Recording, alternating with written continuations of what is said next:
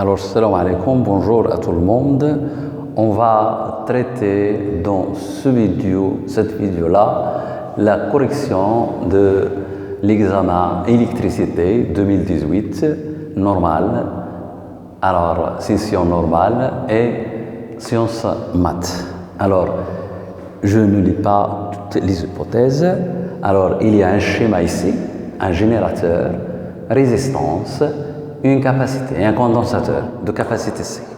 Donc, ce qui importe, je dois lire les informations avec patience. À l'instant t est égal à 0. Donc, c'est l'origine de temps, on ferme le circuit. Donc, implicitement, C ne contient aucune charge. Donc, il ne se met à aucune tension. Et C, elle sera égale à quelque chose. Donc, UC, à l'instant T0, C est vide. La charge est nulle. Il va débiter à l'instant T est égal à 0. On ferme et il n'en dit rien que le condensateur préalablement est vide. UC, la tension au bord de UC. Équation vérifiée. La question 1. Donnez l'équation différentielle vérifiée par UC. C'est une question qui est classique, qui se pose depuis jadis. Elle se pose de la même façon dans tout l'examen. Alors, puis, la question 2 dans cette partie grand A, c'est la partie grand A, ici, et c'est l'électricité. Déterminer la valeur de E. De ce générateur, il a une tension, il a une force électromotrice, c'est E, et il nous demande de déterminer E et de vérifier que C est égal à 10 nanofarads. On définit le rendement énergétique par ρ. Qu'est-ce que c'est le rendement énergétique? Bien sûr, dit le condensateur, c'est l'énergie électrique emmagasinée par l'énergie sur l'énergie de condensateur, le générateur. Or, l'énergie de générateur, elle est bien connue. Mais ici, il faut lire bien l'énergie emmagasinée par le condensateur jusqu'au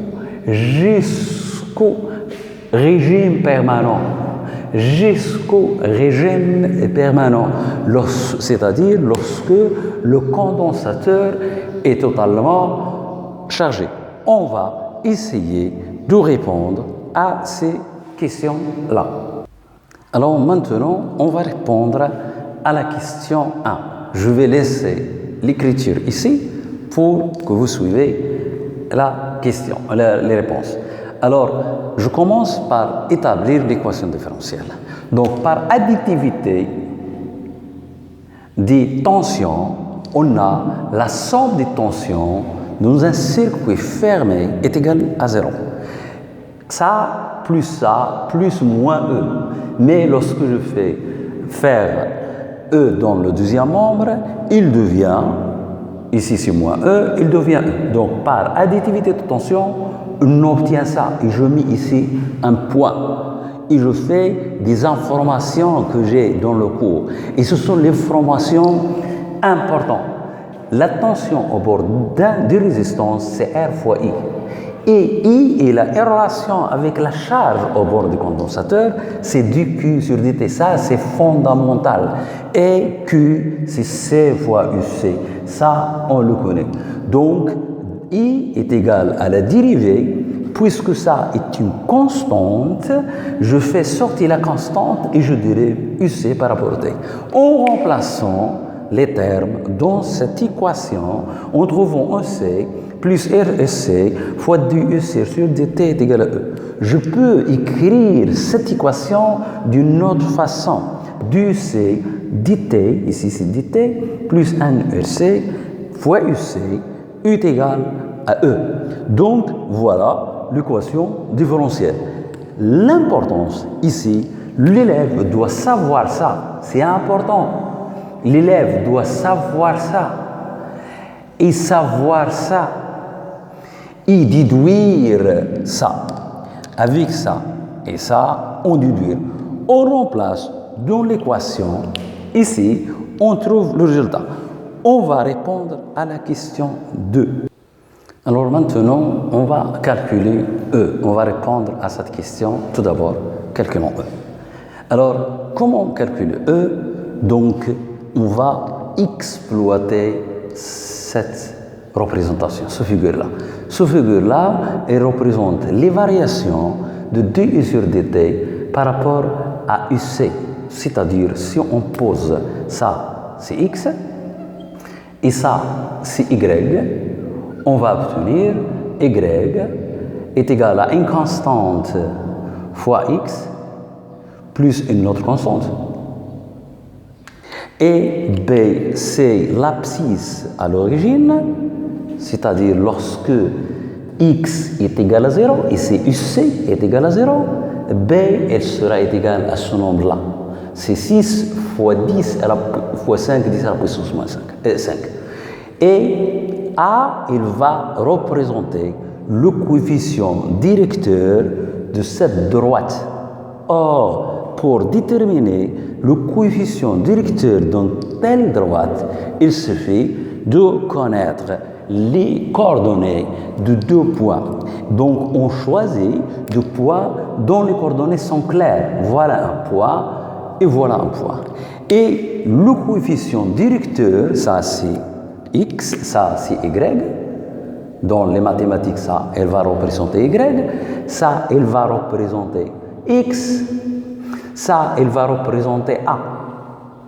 Si le coefficient directeur, c'est moins 1 sur RC, donc si je trouve a, puisque R est donné, je trouve C. Je vais analyser avant de répondre. Je vais une certaine analyse avant de répondre à des questions, de telles questions. Donc, je dois maîtriser ce que je dois faire. Donc, prenons ce point-là. À l'instant, lorsque UC est égal à TUC est égal à 0, UC est égal à ça.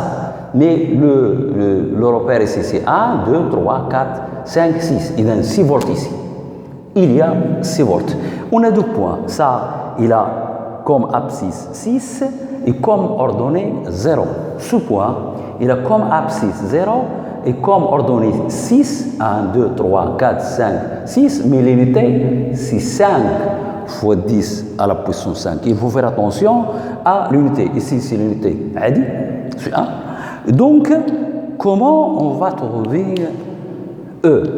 E, il est caché dans cette équation, donc je dois exploiter qui est E.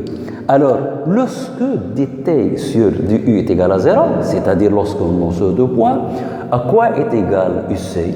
UC, bien sûr, c'est 6 volts. Mais lorsque de cette équation, ça est égal à 0, il devient ça est égal à 0. C'est une équation mathématique. Je simplifie par RC, on obtient E est égal à UC. Mais d'après la figure, lorsque d sur dt est égal à 0, ça, le point, ce point-là, on a l'abscisse 6 volts, 0. Et ça, il mesure du sur dt. Donc, c'est 0. Donc, E est égal à UC. D'après la figure 2, lorsque du sur dt est égal à 0, UC est égal à 6 volts.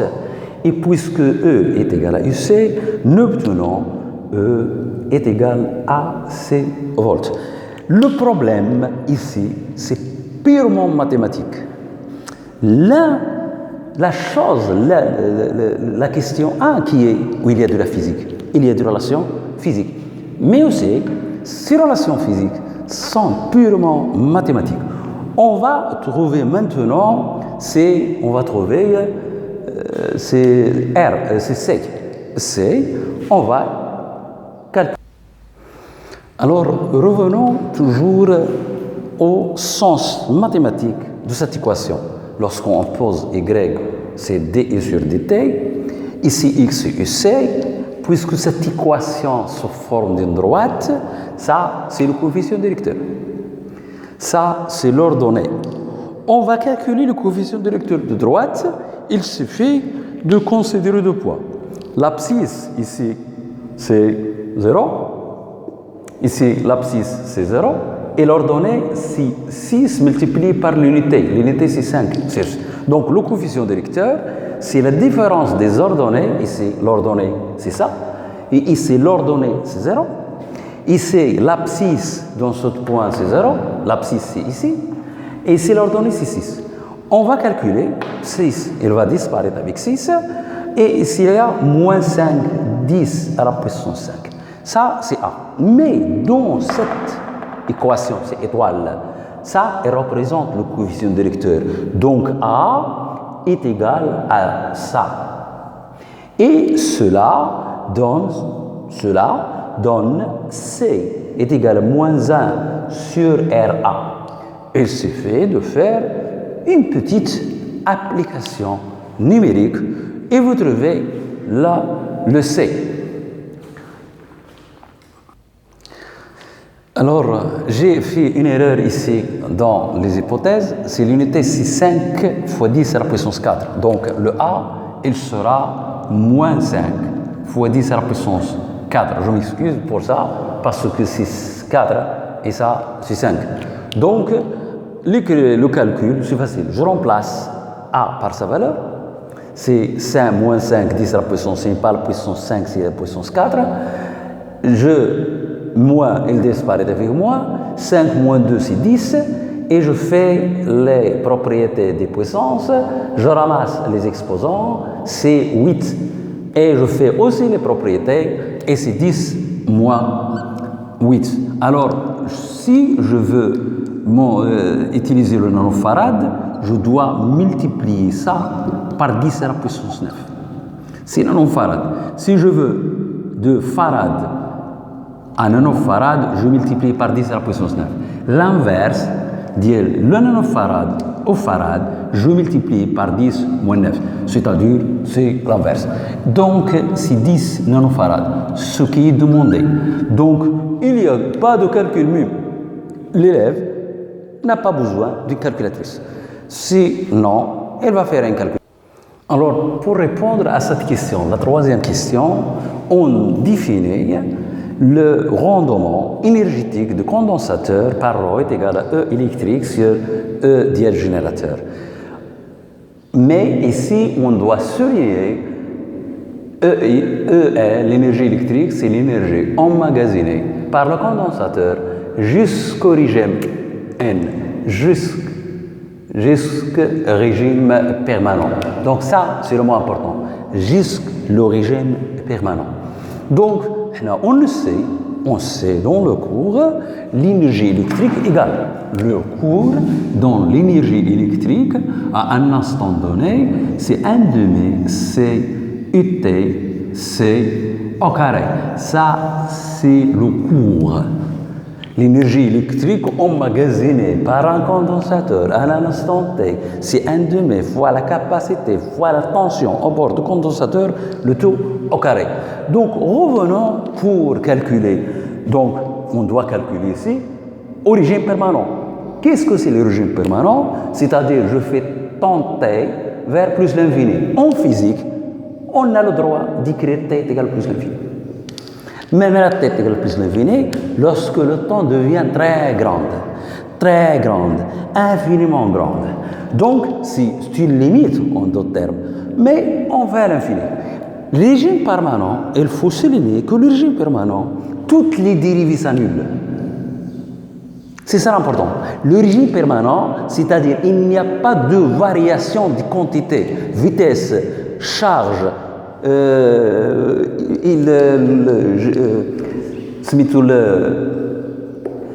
l'énergie, il n'y a aucune variation.